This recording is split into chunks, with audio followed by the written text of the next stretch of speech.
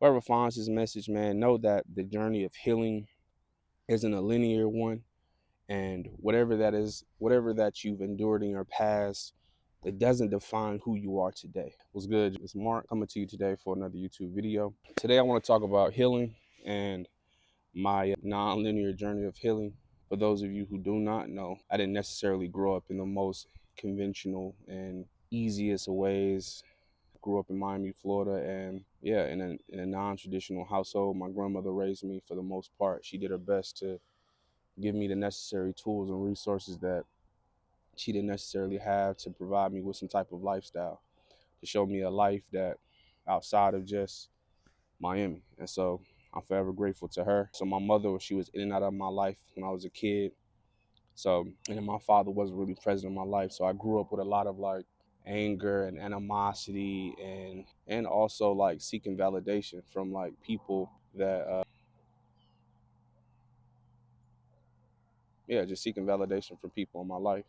You know what I'm saying? Whether it was, if you got good grades, then he was praised a little bit, he got a little bread. My grandma used to give me a dollar for every A, 75 cents for every B, and I think it was like a quarter for a C or something like that. And yeah, man, and so the education was important.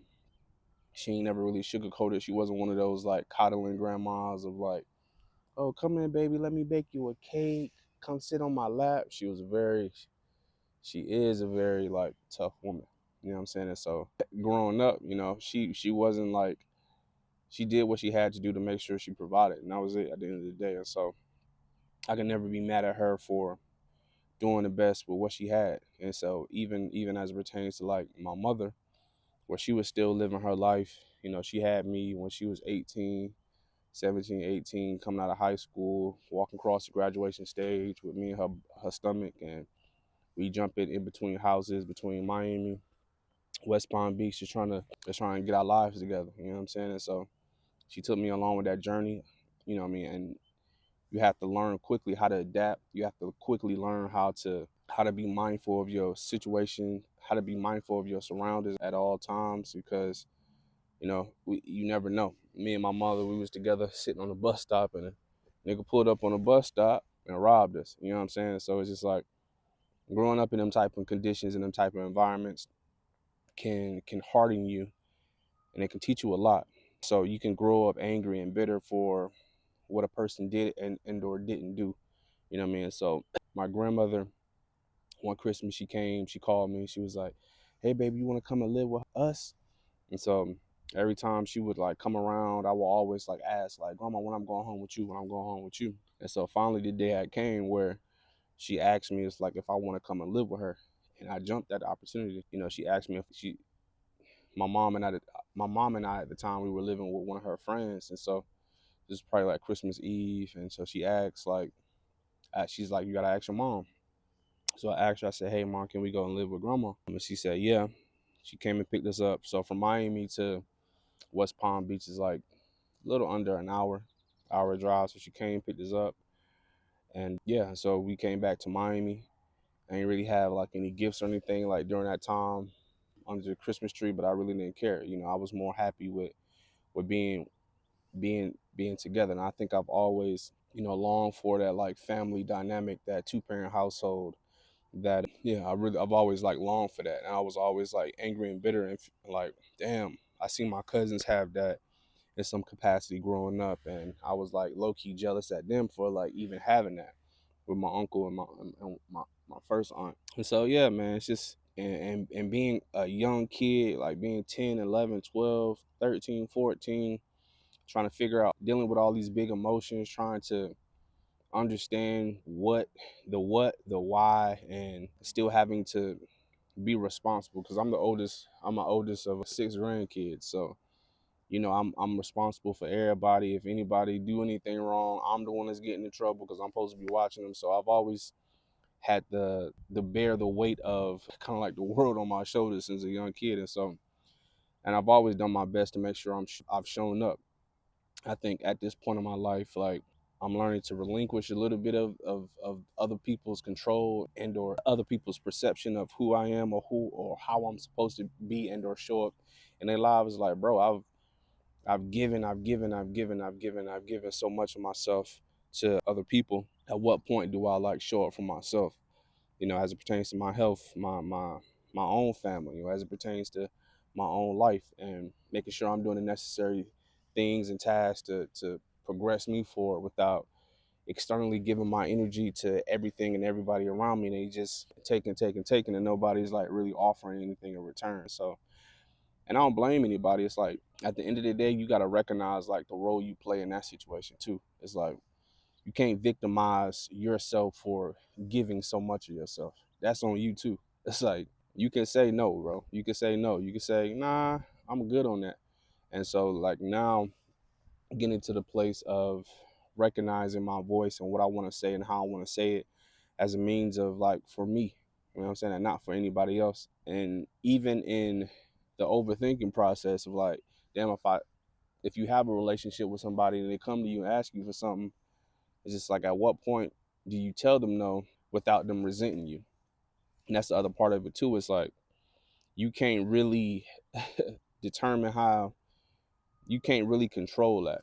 And I think all of that comes back to like control at the end of the day. It's like I can't control how you feel and you can't control how I feel. I can't control how you perceive me and vice versa. So it's like at the end of the day, the control piece is like it's out of our hands. And so the only thing that you're responsible for is yourself at the end of the day. So if you know that you're coming from a place of good intentions, you got goodness and love in your heart, and you're doing your best to exude that in your actions, then everything else is above you. You know what I'm saying? And so, and that's why like it's been super important in my own spiritual life and just my spiritual journey to continue to remain focused that and know that God is the one at the head of this thing. It's not. I've always come from a place of love in terms of what I do and what I've done for people. So I don't really walk this earth feeling as if like, damn, I really done somebody wrong. Even if I was in a place in my life that I was like messed up emotionally, or where I used to like blame my mother for how all of my relationships ended at some point with like other chicks. It's like, nah, bro. At some point, you gotta look at yourself in the mirror and take full responsibility for what you did and what you didn't do. You know what I'm saying? And so, and that's honest. You know what I'm saying? And that's real. You know what I'm saying? And so I say all that to say, like my journey of healing hasn't been like linear. And I don't think anyone's journey is really like linear. It's because you never know at what time that something in your present day life can trigger something that's come up from your past. So you know, having feeling as if like, damn, all the people in my life that claimed to love me, my father found out who he was when I was 14, happened to be one of the family friends, and I'm just thinking like, oh, that's Kelly. He just wanted the homies, and it's just like, nah, he your father. And to come to find that out and go through that process of like trying to connect and nothing to come of it, it's just like at some point I can't keep looking back to the past thinking that he gonna come back and apologize or that he gonna come back and do right by me or even like tap in with his granddaughter. You know what I'm saying? It's like it is what it is, and I have nothing but love in my heart for him. And you know, even my mother, she apologized to me, and that allowed me the process of like for me being able to forgive her for what I felt like she just like left me and abandoned me at that time when I was a kid. Where when we moved with my grandma, her and my grandmother, they were butt heads, and it finally got to a boiling point where my grandma was like, either you gonna be here and help me raise this boy, or you gotta go. And so I was faced with the decision of staying with my grandma or going with my mom. And so I ended up choosing staying with my grandmother. And she raised me until I was about 17. And so, yeah, man, and through all of that, I thought she was the meanest thing in the world. And it's just like, just dealing with all that, bro. It's just like, I've survived at the end of the day. You feel what I'm saying? It's like, I done been in some of the craziest situations that shouldn't really yield me life, honestly.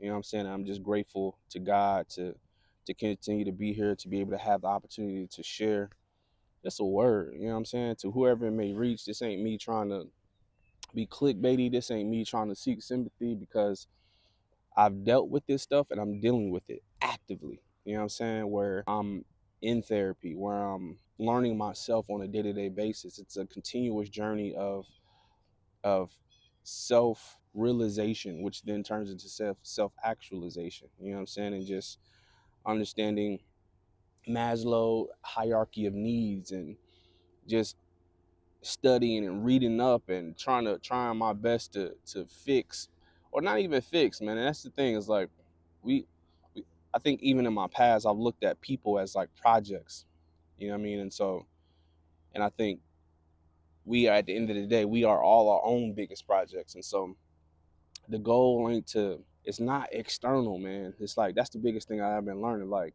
all this stuff around us, it isn't external, it's all internal.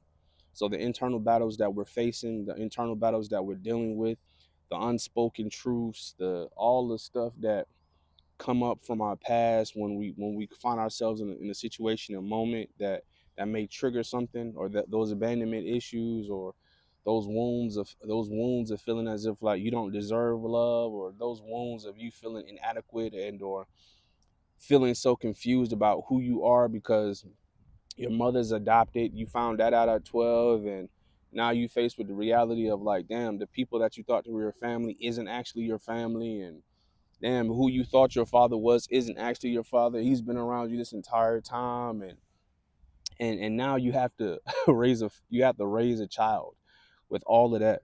You have to be a father. You have to be a future husband. You have to be a man. You know what I'm saying? When nobody is like come to you and really sought to help you. You know what I'm saying? And you pick yourself up. You pick yourself up every single day, and you don't make excuses, and you do your best. You do your best, bro. You do your best, and you give your best. And I think at the end of your life, like, that's the biggest thing. It's like, I just want to die. I just want to die peacefully, and know that I've given all that I can give. You know what I mean? Whether it's art, whether it's music, whether it's, even sharing this message to, I mean, I really feel like it's a time capsule, for real, for real. So whoever finds this message, man, know that the journey of healing isn't a linear one. And whatever that is, whatever that you've endured in your past, it doesn't define who you are today. And because it doesn't define who you are today, keep showing up for yourself, and know that you are your biggest project. And with God, all things are possible. And with that, I'm sending you love. My name is Mark Clark. I'm out.